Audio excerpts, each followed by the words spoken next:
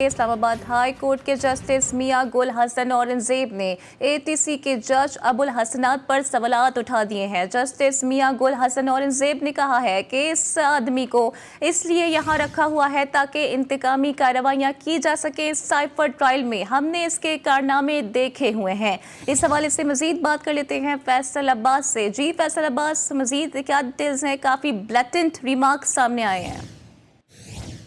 बिल्कुल जी, देखें, इंसदाद दहशत गर्दी अदालत नंबर 1 के जज हैं अबुल हसनात जुल्करनैन, जिन्होंने आजम सवाती का जिस्मानी रिमांड रात को 7 बजे दिया था और जिसके खिलाफ आजम सवाती ने इस्लामाबाद हाई कोर्ट से रिजू किया। और आज जस्टिस मियां गुल हसन औरंगजेब और जस्टिस अरबाब मोहम्मद ताहिर ने सख्त तरीन सवालात उठाए हैं जज अबुल हसनात जुल्करनैन के कंडक्ट पर।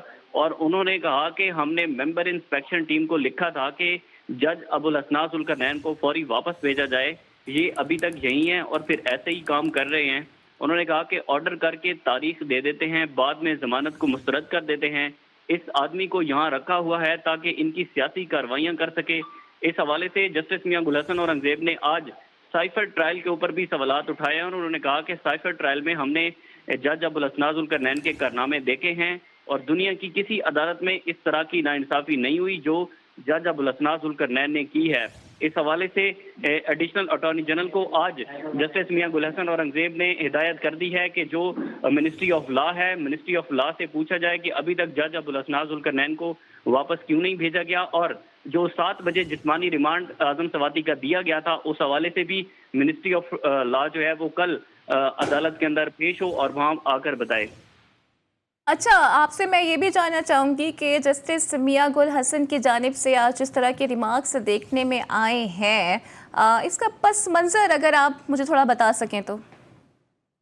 देखें, बिल्कुल इससे पहले हमने देखा कि जब पाकिस्तान तहरीक इंसाफ के रहनुमाओं को कौमी असम्बली से गिरफ्तार किया गया तो उस पर जज अबुल हसनात जुल्करनैन ने जो है वो जिस्मानी रिमांड दिया, लेकिन जिस्मानी रिमांड का जो प्रोसीजर है उसको फॉलो नहीं किया गया था।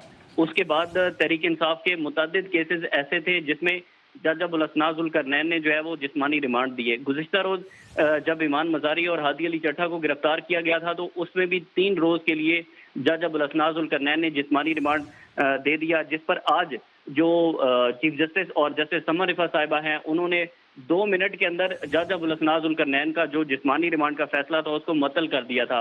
एक मरतबा पहले इस्लामाबाद हाई कोर्ट के जो इंस्पेक्शन जज हैं जस्टिस मोहसिन अख्तर कियानी, वो मिनिस्ट्री ऑफ लॉ को लिख चुके हैं कि जज अबुल हसनात जुल्करनैन साहब जो है वो मिसकंडक्ट कर रहे हैं और वो प्रोसीजर को फॉलो नहीं करते। इस हवाले से उनको लाहौर वापस भेजा जाए।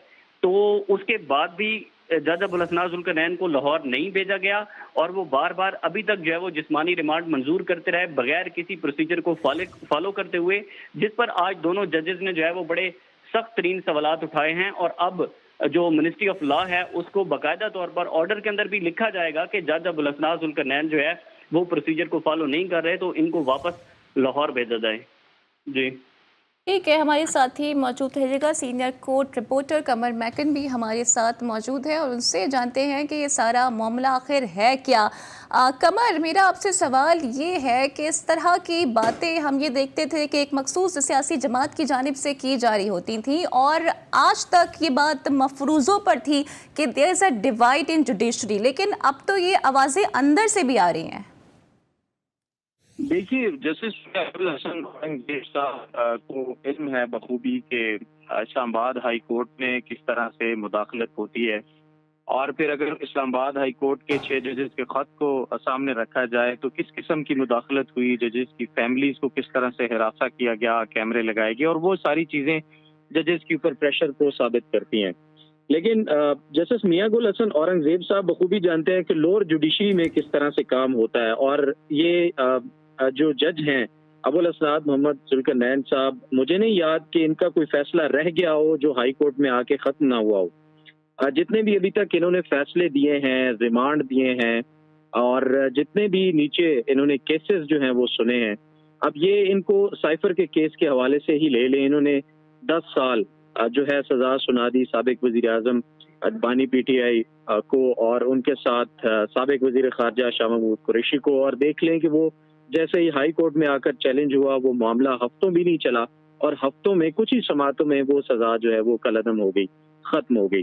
تو آج جو میاں گل حسن اورنگزیب صاحب نے ریمارکس دیے ہیں، کیونکہ ہائی کورٹ کے ججز ڈائریکٹلی اپنے ڈسٹرکٹ جوڈیشری کو مانیٹر کر رہی ہوتی ہے، دیکھ رہی ہوتی ہے، تو وہ بڑا بخوبی جانتے ہیں کہ نیچے ججز کو کس طرح سے کام کرنا چاہیے. اب ان کے بارے میں جو آج آئے ہیں بڑے سخت ریمارکس ہیں.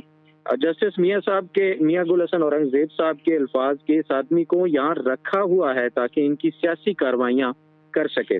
اور سائفر ٹرائل کا بھی انہوں نے ذکر کیا کہ ان کے کارنامے دیکھے ہیں. اب چونکہ سائفر کو کور کرنے کا تجربہ مجھے بھی ہوا ذاتی طور پہ، اڈیالہ جیل سماعتوں میں میں شامل تھا جب تک تینوں سزائیں جو سنائیں گی سابق وزیر اعظم کو، ان میں موجود رہا اور وہاں پر بھی ان کے کنڈکٹ کو اور چیزوں کو ہم نے دیکھا. تو شاید ایک جج ہوتا ہے، ان کو چاہیے کہ وہ اپنا جو دماغ ہے اس کو استعمال اس طرح سے کریں کیسز کے حوالے سے، جیسے مائنڈ کو اپلائی کرنا ہوتا ہے، فیکٹس کو دیکھنا ہوتا ہے، چیزوں کو اپنے سامنے رکھ کے انصاف کرنا ہوتا ہے. یہ نہیں ہوتا کہ سفارش پر کسی طرح سے پریشر کی وجہ سے ان چیزوں کو ایک سائیڈ پہ رکھ کر ججز کو فیصلے جو ہے وہ کرنے چاہیے. اور پھر جب ہم دیکھتے ہیں کہ لوور جوڈیشری کے فیصلے ہائر کورٹ میں چیلنج ہوتے ہیں تو ان کی لیگل جو حیثیت ہوتی ہے اس کو اگر مد نظر رکھیں اور ریٹ کریں تو یہ جو جج ہیں اورنگزیب میں ان کا نام بھول رہا ہوں، جج ابوالاسناد محمد ذوالقرنین صاحب، ان کا کوئی بھی فیصلہ ہائی کورٹ میں آ کے ٹک نہیں پاتا. ہائی کورٹ بھی اب میرے خیال میں تنگ آ چکی ہے کہ اتنا پہلے ہی کیسز کا برڈن ہے. ملک کے اندر انصاف کی فراہمی کو یقینی بنانے کے لیے جو سسٹم ہے وہ ناکام ہو چکا ہے، اس کے اوپر سے بغیر شواہد کے، بغیر تحقیق کے، اور اس میں پروسیکیوشن کی طرف سے بھی غلطیاں ظاہر موجود ہیں، جس کے بعد اس طرح کے حالات کا سامنا کرنا پڑتا ہے. اور خاص طور پر اس کیس کے اندر جو انہوں نے کیا ہے یہ بڑا افسوسناک ہے. لیکن آپ نہیں سمجھتے کہ یہ بڑا میٹر کرے گا کہ دیگر ججز کی رائے بھی اگر جسٹس میاں گل حسن اورنگزیب جیسی ہوگی تو؟